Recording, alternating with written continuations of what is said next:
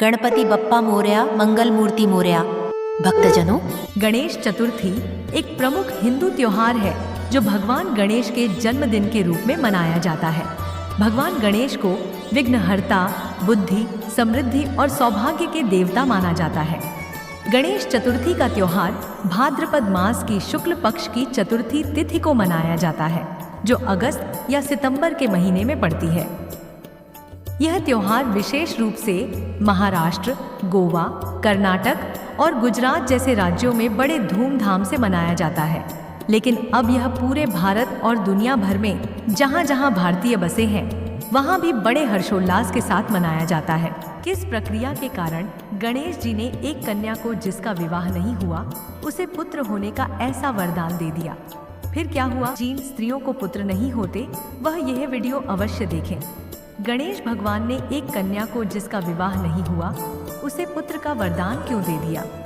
एक बार की बात है, प्राचीन समय में भारत के एक छोटे से गांव में एक कन्या रहती थी जिसका नाम विनीता था। विनीता अत्यंत सुंदर, विनम्र और धर्मपरायण थी। वह हर दिन गांव के मंदिर में जाकर भगवान गणेश की पूजा किया करती थी। उसके हृदय में भगवान गणेश के प्रति अनन्य श्रद्धा और विश्वास था।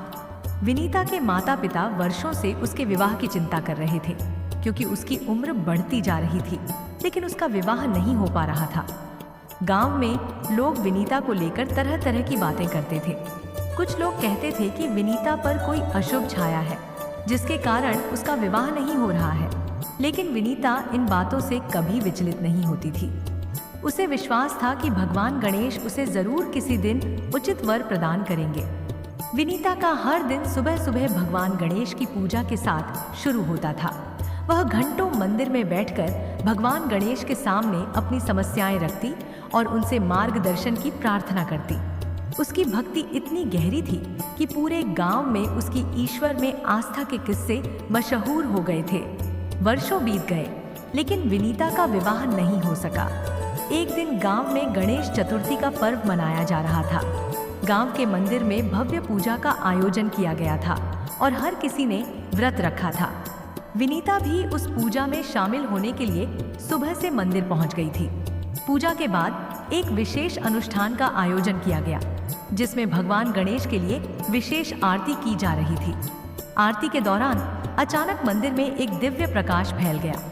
सभी लोग आश्चर्यचकित हो गए और उस दिव्य प्रकाश की ओर देखने लगे।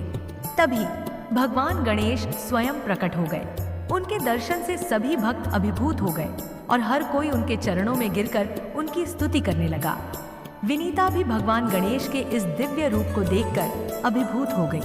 भगवान गणेश ने मुस्कुराते हुए कहा, वत्स, मैं तुम्हारी भक्ति से अत्यंत प्रसन्न हूँ। तुम्हारे मन की हर पीड़ा मुझ तक पहुँची है और आज मैं तुम्हें वरदान देने आया हूँ।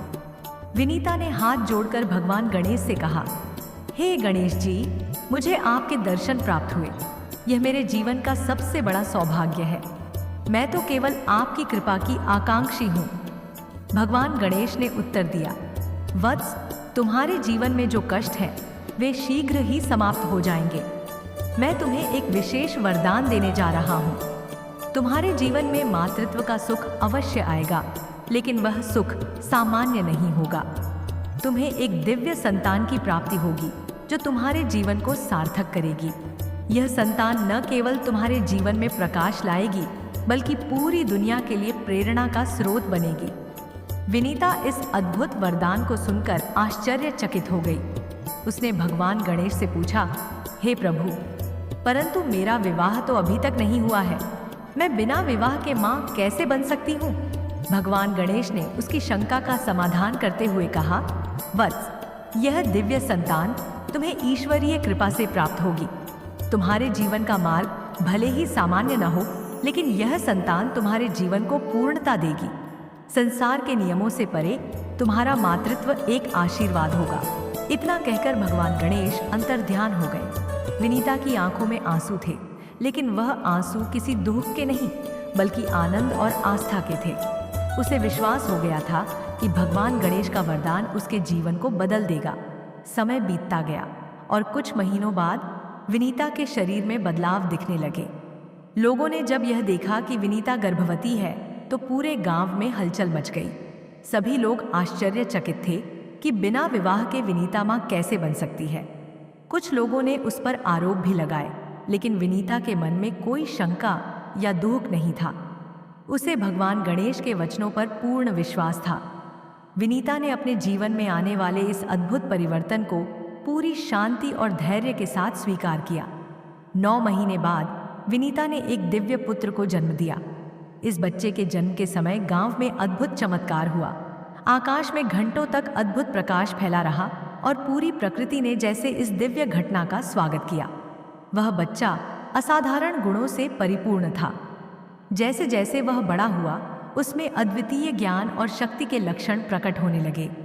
गांव के सभी लोग इस बालक की पूजा करने लगे और उसे भगवान गणेश का अवतार मानने लगे। विनीता, जो पहले लोगों की आलोचनाओं का शिकार थी, अब पूरे गांव की आदर्श बन गई थी। विनीता का जीवन भगवान गणेश के वरदान से पूरी तरह बदल चुका था। उस दिव्य बालक ने न केवल विनीता के जीवन को सार्थक किया, बल्कि पूरे गांव को अपने ज्ञान और शक्तियों से उपकृत किया। वह बालक बड़ा होकर एक महान संत बना, जिसने पूरे देश में ज्ञान और शांति का संदेश फैलाया।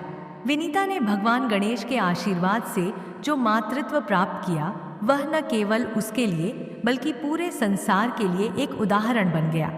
यह कहानी इस बात का प्रतीक है कि सच्ची भक्ति और आस्था कभी व्यर्थ नहीं जाती और ईश्वर अपने भक्तों को हमेशा उचित समय पर उनके जीवन को बदलने वाला वरदान देते हैं। इस प्रकार भगवान गणेश के आशीर्वाद से विनीता का जीवन मातृत्व के अद्भुत सुख से भर गया और उसने अपने पुत्र के माध्यम से संसार में प्रेम, ज्ञान और शांति का संदेश फैलाया।